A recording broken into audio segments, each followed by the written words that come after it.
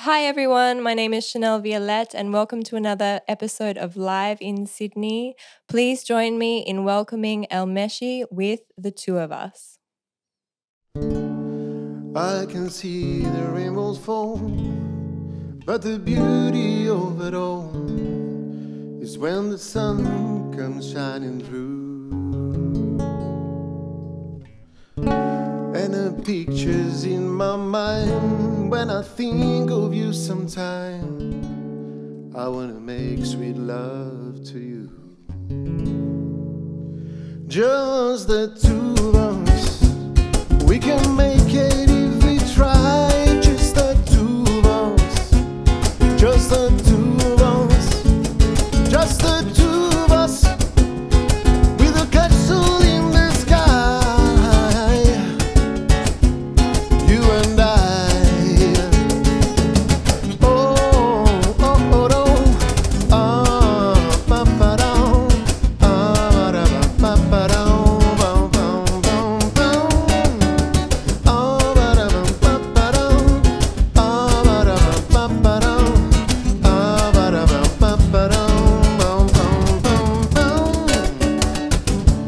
I can hear the rainbow fall, but the beauty of it all is when the sun comes shining through you.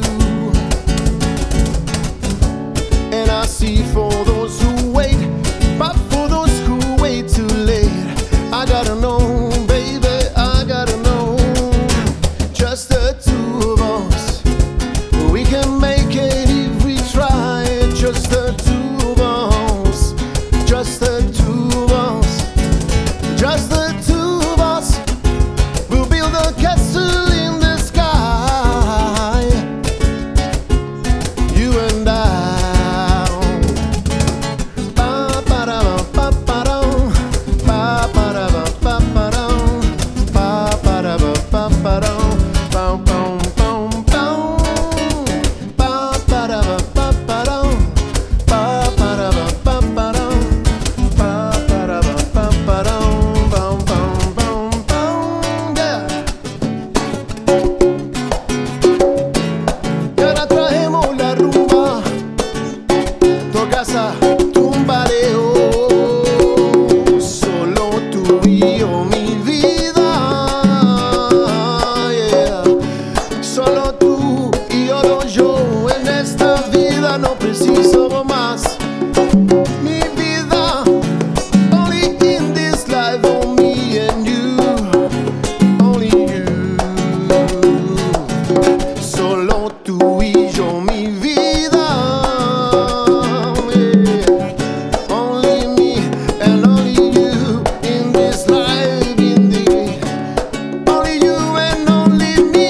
Oh, the two of us be free, baby, you and I, yeah. Solo tú y yo, mi vida, solo tú y solo yo, oh yeah, que te quiero mucho más, baby, you and I. Pa para pa para, pa para pa para, pa para pa para, pam pam pam pam, pa para pa para, pa para pa para, pa para pa para, pam pam pam.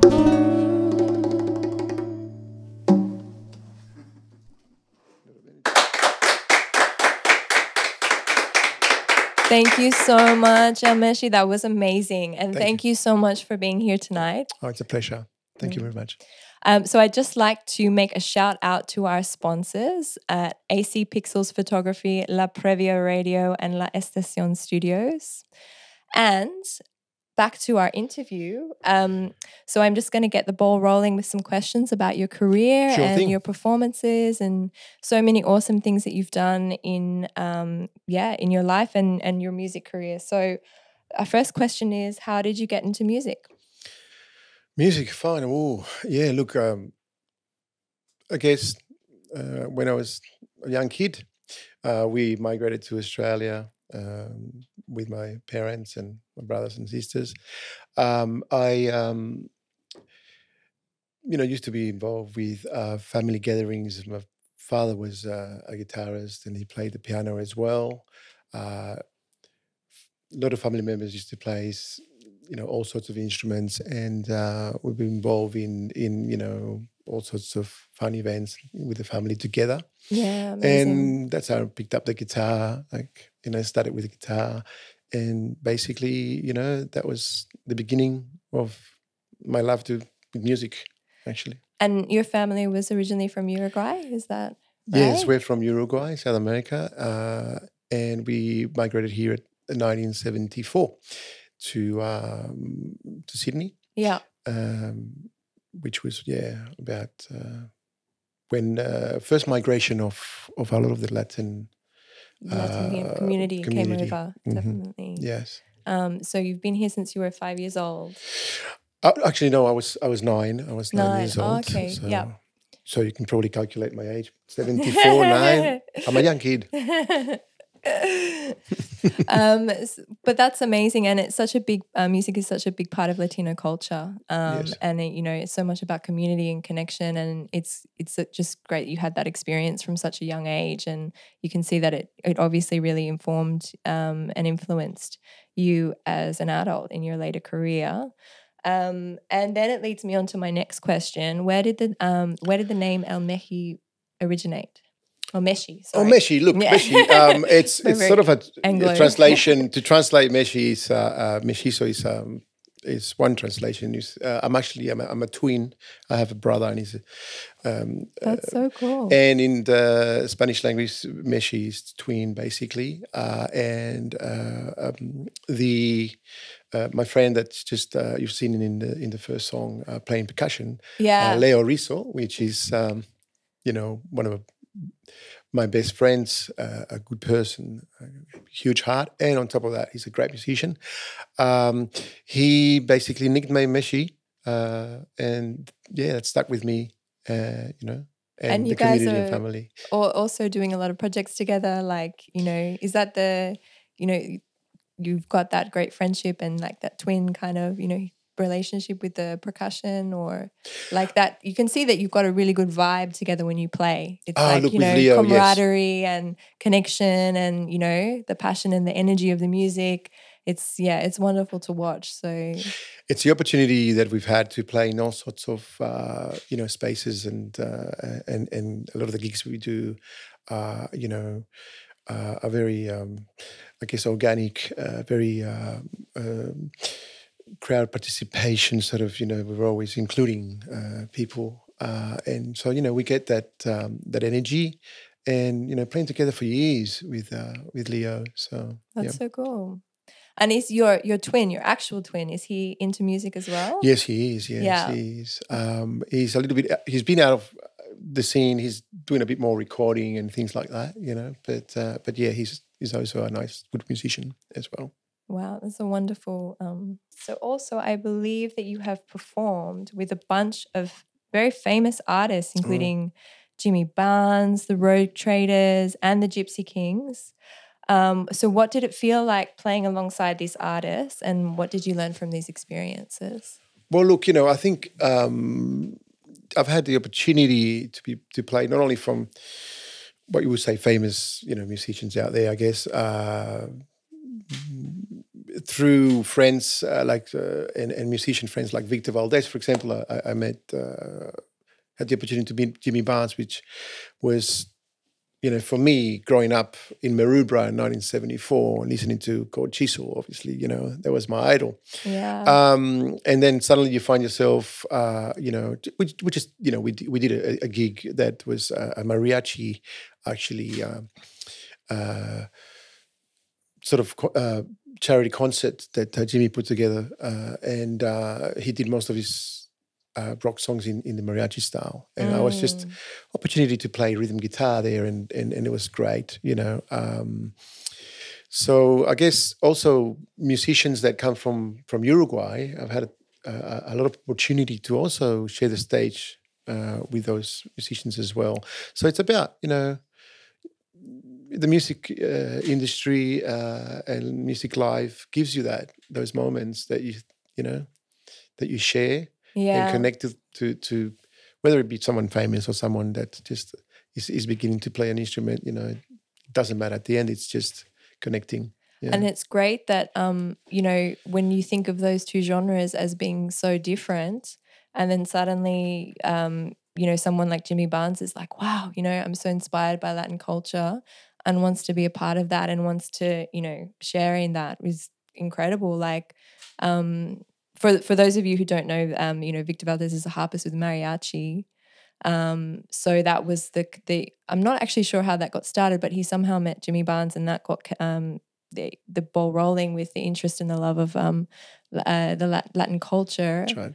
And it was a mariachi that you were part of with Jimmy Barnes, and the production that he put on Was actually a charity event held at Star City with the whole mariachi band that Victor Valdes put together. Yeah. It was Jimmy Barnes and also his son playing the drums as well, Jackie Barnes. And then we all got dressed as mariachis, even Jimmy Barnes did. So, and for him to do something like that, he's such a nice guy. And very down to earth as well. Very down to earth, and his wife and family are, and his daughters were there as well singing. And so, look, he's just it's wonderful. And it was, and it feels like it was about that sense of community as well for everybody involved in the, in the event. What was the charity? What was it to raise money for? Oh God, no, if I remember, it was for the children. I think it was Westmead Hospital. Yeah. There's a name for it. I forgot about it now, but it's to raise money for children with cancer. Oh, okay, so and Jimmy Barnes is always helping like that. That's why it was such a great opportunity. That's so good. So we've touched on a few things, but I just wanted to ask as well, what has been your biggest achievement in your career as a musician? Oh God, I think for me a big achievement is connecting with all sorts of diverse cultures and people, in the community, or or it depends, in corporate or in weddings or anything like that. Yeah.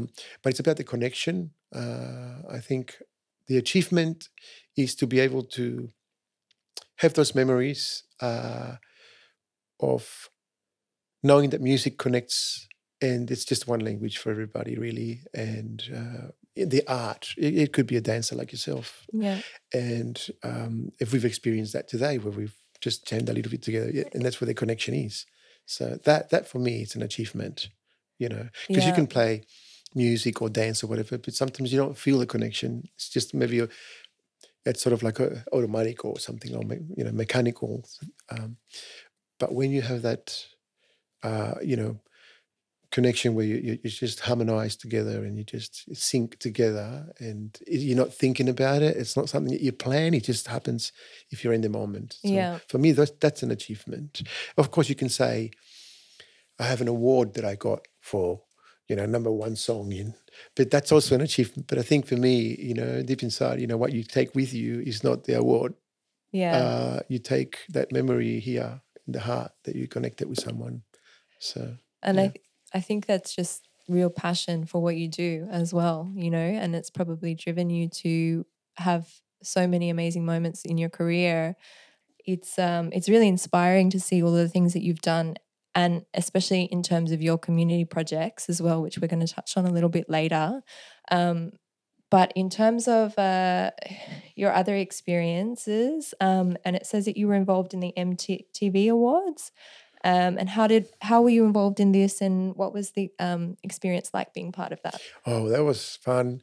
That was many years ago in Sydney through a good friend of mine. He's currently living in Queensland, I think. His name is Gustavo Cerejo. He's put together a group of drummers, actually, and it was for the Road Traders. Were actually heading their song at the MTV Awards called Here Comes the Drums, which was quite a hit in those days. Yeah, it was really big. I remember that band. It was really good. They were really good, and I think it's Natalie Bassingthwaighte. That's it. Yeah, yes. And she's presenting and doing lots of other stuff. Great. Now, and through there, talking about opportunities, because being at the awards, you met a lot of people. You met all these people, and we had the opportunity to do the drumming part of the show, which was, I think, the major part before the show ended. So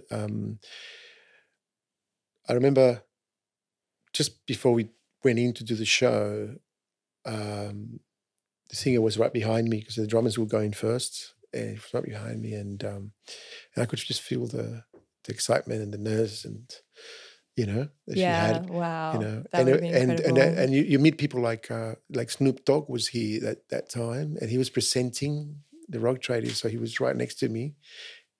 And I looked up like that. I think, this is Snoop Dogg, yeah. And he said hello for a second, and it was Snoop Dogg because that's the way he spoke. It's not like he put on a show when he spoke to me. Oh, yeah, that's him. So it was a great experience. Thanks to my friend Gustavo Cerejo, another great percussionist, another great musician that is really moving a lot of the Latin musical culture, especially Cuban. Yeah. Yeah. Wow.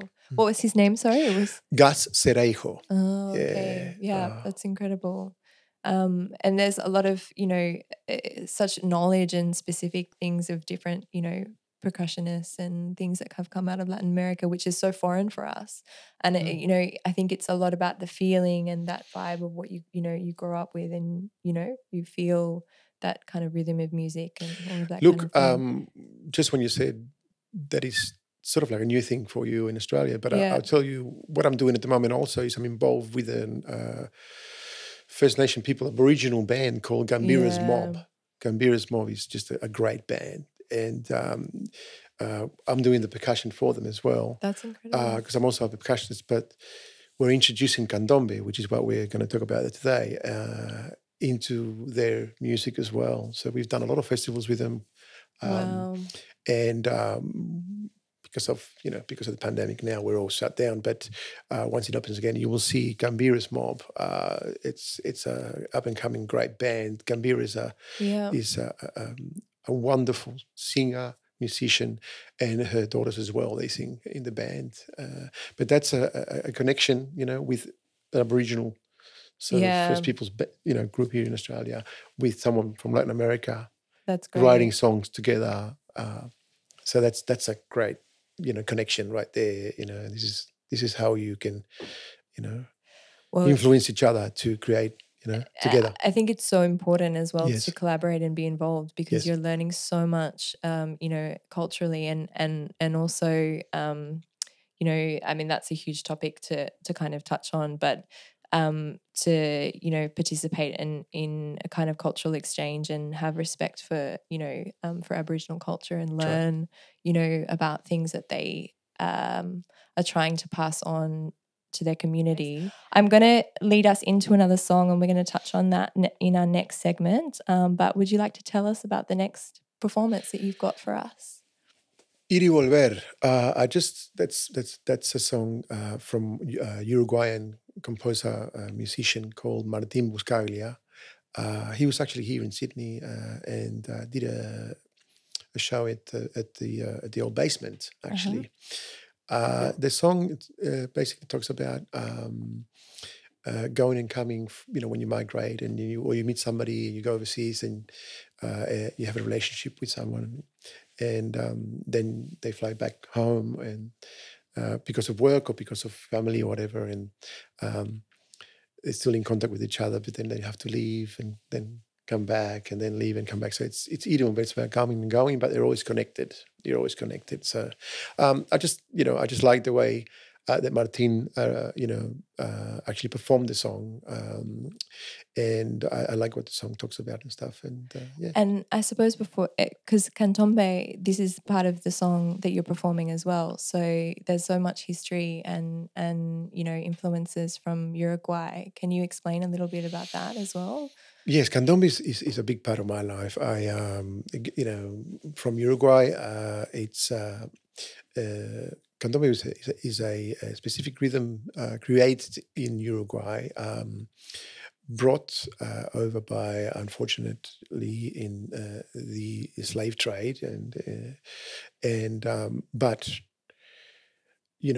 so much richness in the culture that these African people brought to most of Latin America. And Uruguay being a very small country, but apparently the port where the ships used to come in is very deep, so that a lot of the ships used to come in through Uruguay, and a lot of the cargo and a lot of the these African slaves were coming in through Uruguay and then dispersing towards America. And with that, they brought their culture. They brought their music, they brought everything, their spirituality as well. And Candombe was set in Uruguay, in Montevideo.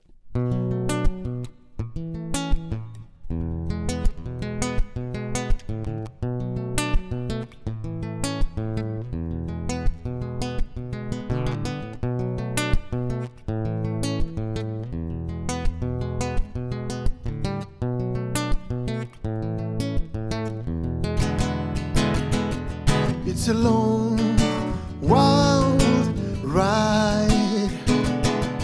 It's a long, wild ride. It's a long, wild ride. It's a very long,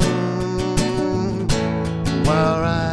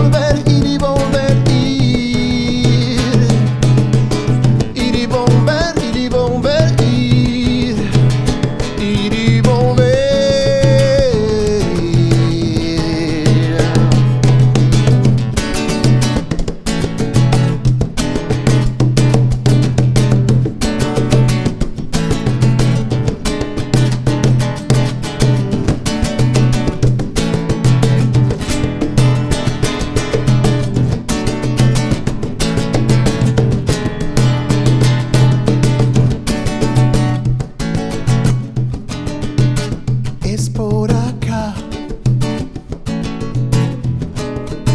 y viene de allá. Es por acá.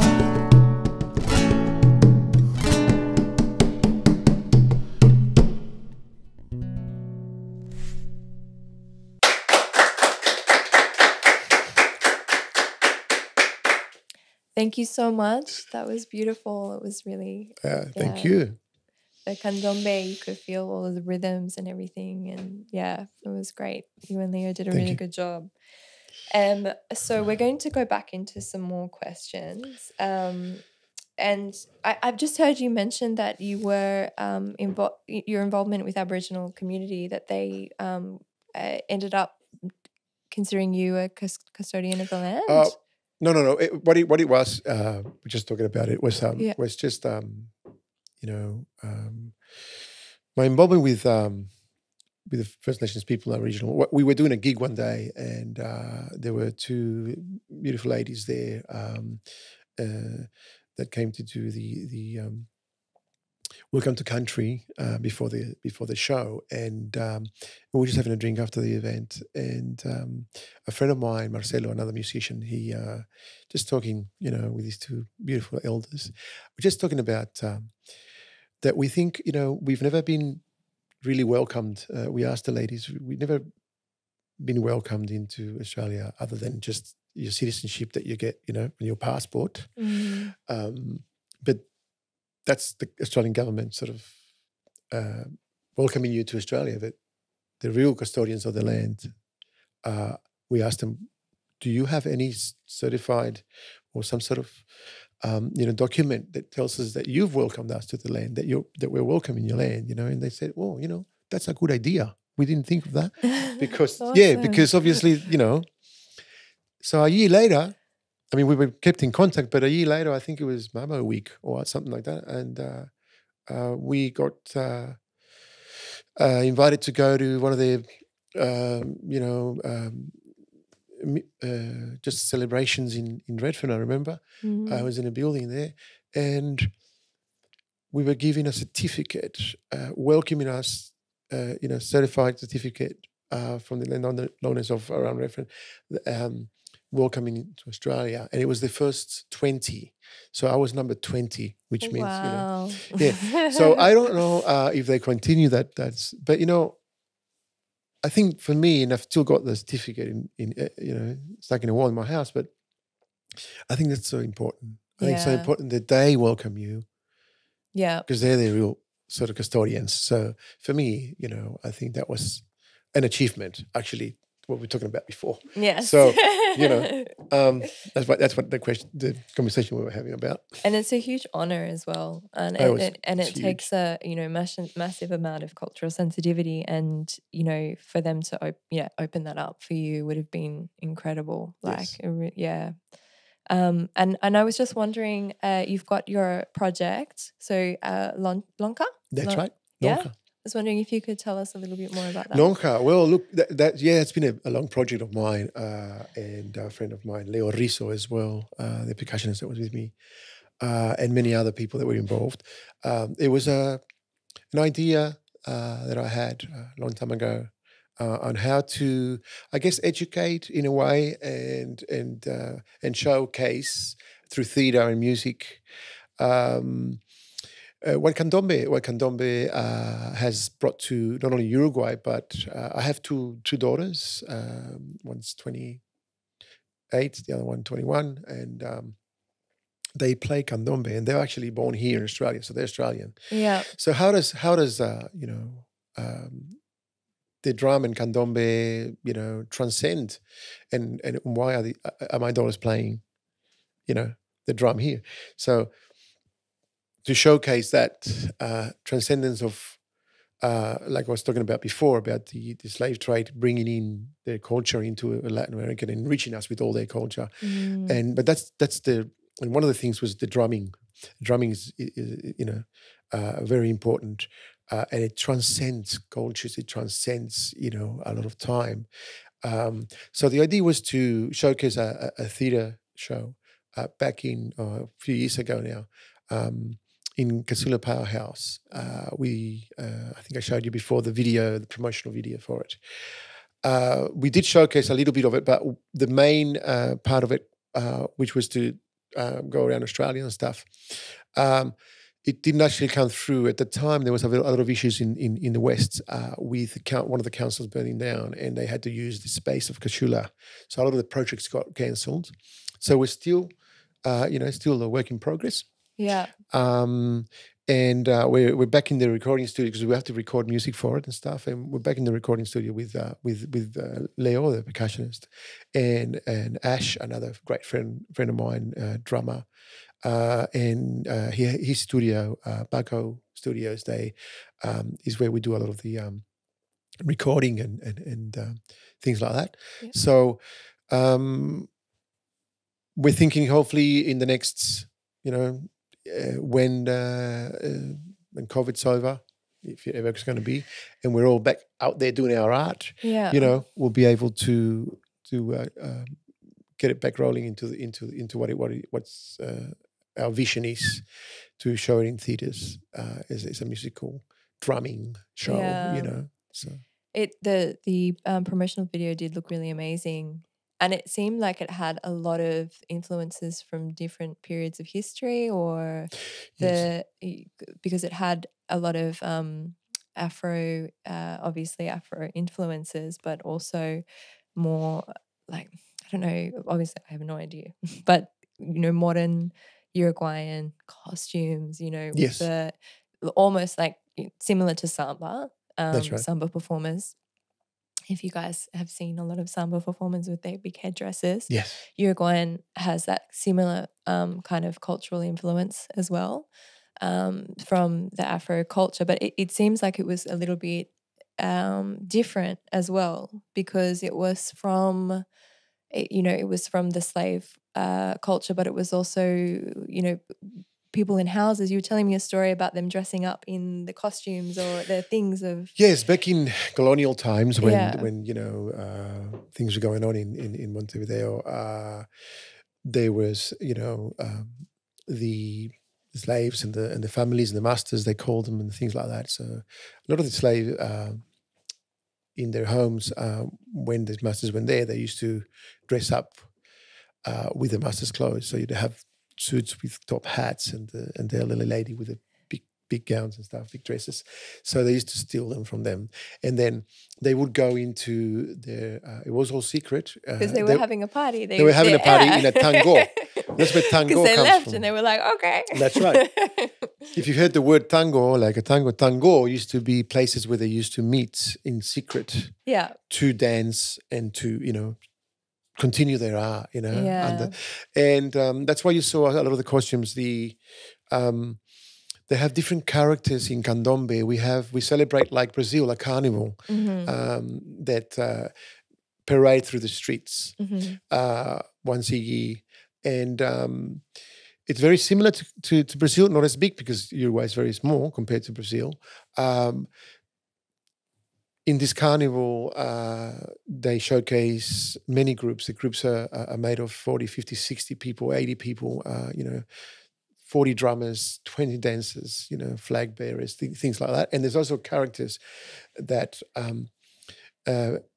are connected to the spiritual side of the African culture. You've got like the medicine man, and you've got the elderly lady, which is like the mother of the, so that's why you see them in the show. We show all those costumes and things like that. But we also put a little bit of contemporary dancing and stuff, because for us to be able to showcase that into the Australian public and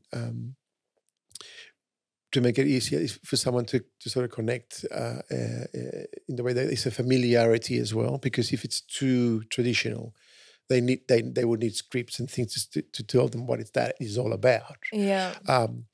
But that's what we're trying to do in the future. That's incredible. That sounds like a really amazing project. And I think that the point about that live experience is really, hitting home as well with the, like the drumming and the vibration and the connectivity, and how people feel their energy change and transform, and this kind of connection that is so important. And it's great that you're bringing that forward in all of your projects and the community aspect of what you've been doing. Okay, so you've been involved in community projects. Can you tell us a bit about that, the Song Room and Heart Dancers? Sure. Look, Song Room, Jessica Varela, one of my friends, used to run workshops for kids in schools. So for Specifically, youth, yeah. yes, specifically with socioeconomic level, lower levels, which they found out that through music, children would be focused more and concentrate more. So we used to provide, drumming sort of workshops in schools, and also with heart dancers. A beautiful friend, Sandra. She runs a non-for-profit organization that helps not only the children but elderly as well, and works with disability and all sorts of different people, community. Yeah. Involved with her doing also. What do they call them? The festivals on art and body and soul and stuff. Yeah. And we used to run drumming workshops there as well. So yeah, I had a lot of that community connection. I work with the elderly as well, and with people with disabilities. So yeah, it's very enriching. Yeah. That would probably really make a difference. And I'm sure that they also, especially elderly people, can be quite lonely. And, yes, for them to be part of something would just be huge. And as well as, a younger person influencing their life when they don't have that exposure to music because of their circumstances, it's just so important and really powerful thing to be doing. And it's just great to hear. Thank you. So I'm going to go to some of our last questions, which is, what is the funniest and weirdest thing that has happened to you guys on stage? Oh, wow. Funniest and weirdest. Look, yes, okay, well, there's been many. My colleague Leo, he always tells me he wants to write a book about all the funny things that we're going through. And I think every musician has so much stories to tell out there. I think a podcast about funny moments and musicians would be great. I remember actually with Jimmy Barnes that we're talking about today and doing that mariachi show. We were in a sound check, this big show. And just about when Jimmy says, let's start the first song, as soon as he counts 4, I pull the plug out of my guitar and it just makes a huge sound because we had a lot of sound. It just made it's like a bomb sound, boom, and everyone's like, oh, and he looked back and goes, well, and I was so nervous that I had the cable in my hand. I put it back in. So there was a second bomb. So, and, the guy's like, are you okay? Please, someone take this guy and just, So, yeah, that was a funny moment, but, it was funny, but it was pretty bad. Oh, I'm sure it wasn't that bad. It was one of those things sort of that things happen when you're... Yeah. And then, you get playing and then everybody gets involved and you wouldn't even think about it. Like, I'm sure it was a great show. It was great, yeah. And we've come to our last question of the evening. What message would you like your fans to take away from your music? Well, I hope it enriches your life the way it's done mine. I hope it reaches your heart the way it's done mine. And, I hope that that this pandemic, is overwhelmed by love and music, which is really, really needed now because people are so isolated. And think in this sort of projects, it's a great sort of project to have where people can, connect and listen to people, musicians and artists and dancers and, and producers, and people that do this behind the scenes. That's what we need. The government's putting a lot of money into this. So if, I've just wanted to say that because I know some people are wondering sometimes, where the money for art is going. A lot of it is going into the technology of it, which is good in a way. So, which technology? because of the way that now people can't, are doing things online and doing Zoom, and people have to buy technical equipment, computers, things like that, to do these sort of shows. And the government's putting a lot of funding for that now. I've known through a few friends that have accessed that.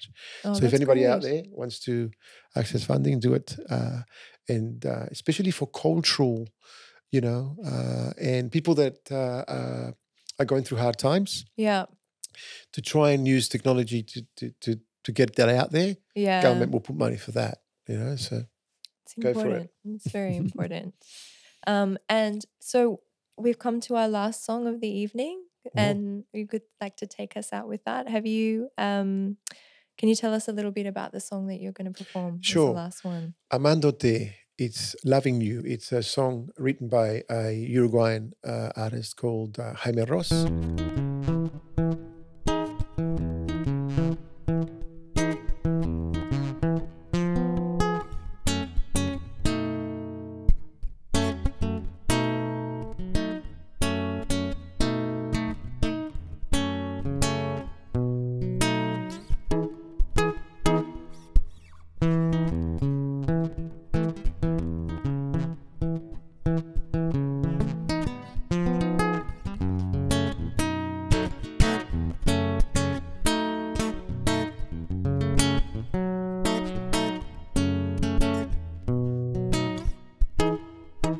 Algún día verás que me voy a morir amándote, amándote, amándote. Algún día sabrás lo que ha sido vivir amándote, amándote, amándote. Algún día verás que me voy a morir amándote, amándote, amándote. Algún día sabrás lo que ha sido vivir amándote, amándote, amándote. Y fue así que me dijo: no te enamores de nadie, no te enamores de nadie. Me dijo: no te enamores de nadie, mi vida, mi amor. Fue así que me dijo: no te enamores de nadie, no te enamores de nadie. Me dijo: no te enamores de nadie.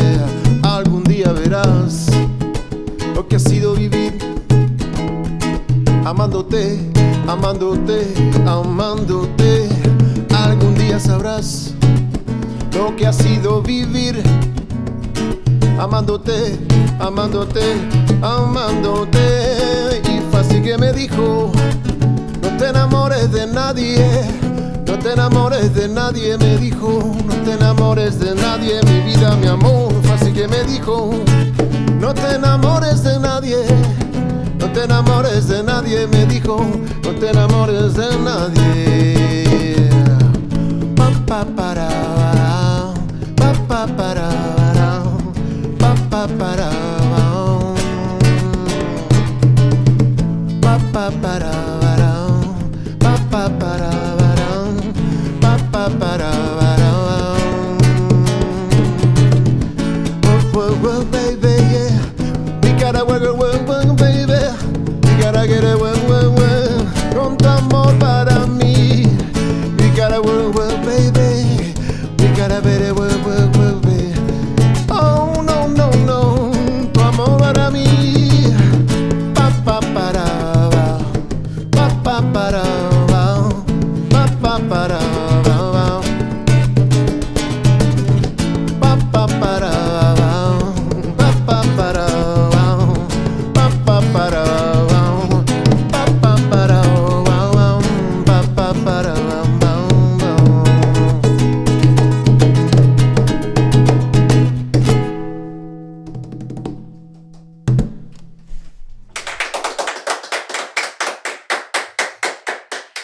Thank you so much for that very special performance. Thank you. And thank you so much for joining us here at Live in Sydney. Would you be able to tell us where we can find you on social media?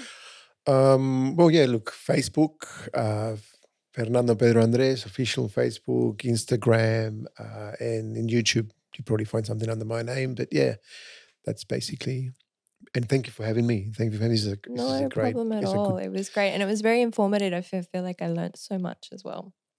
Okay, so that's a wrap. Thank you so much, guys, for joining us for another episode of Live in Sydney. I'm your host, Chanelle Violette.